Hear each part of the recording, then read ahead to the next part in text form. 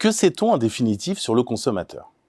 On nous raconte à longueur d'articles de presse que le nouveau consommateur serait hyper informé, versatile, friand de comparateurs de prix ou encore en quête de la meilleure offre.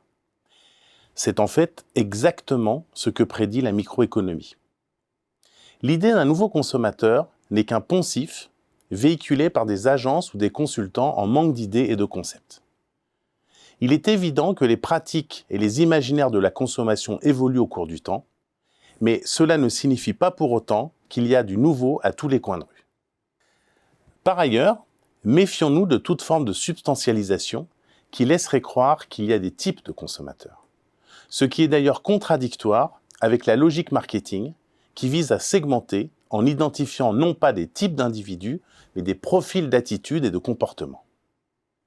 Les pratiques de consommation renvoient à des scénarios de consommation et non pas à des types prédéfinis de personnes. C'est finalement peut-être Michel Houellebecq qui a le mieux répondu à la question en distinguant trois types d'acheteurs. Le dévot, totalement dépassé par le produit et qui fait une confiance aveugle au vendeur. Le technicien, appelé à voir la qualité ou la nouveauté du produit. Et enfin, le nouveau consommateur, le plus sot selon lui, qui ne consomme pas pour paraître, mais pour être, et qui veut de l'authentique, du durable, voire de l'éthique et du solidaire. Les consommateurs forment un groupe qu'il est difficile de circonscrire ou de définir sous une ombrelle commune. Ce qu'on appelle le consommateur est un construit qu'il est bien difficile de comprendre et encore moins de prédire.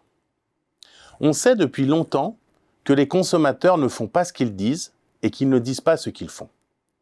C'est pourquoi il importe de s'intéresser aux pratiques de consommation davantage qu'au consommateur lui-même.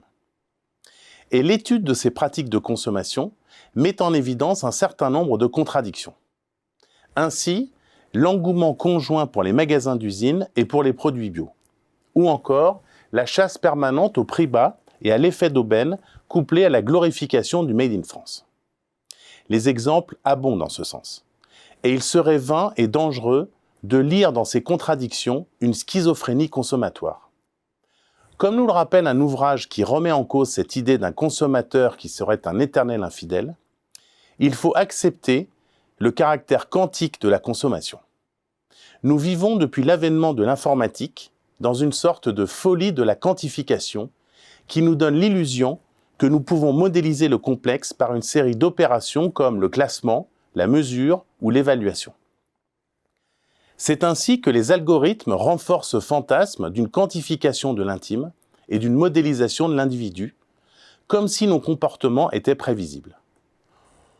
Outre que cette idéologie déresponsabilise le décideur, ses choix n'étant finalement plus vraiment les siens, elle nous donne la dangereuse illusion qu'il serait possible de prédire l'intégralité de nos décisions et actions. Mais les faits de réalité nous rappellent sans cesse que l'individu reste, fort heureusement, impossible à modéliser. Tout au plus, pouvons-nous dire que le modèle de consommation est probabiliste.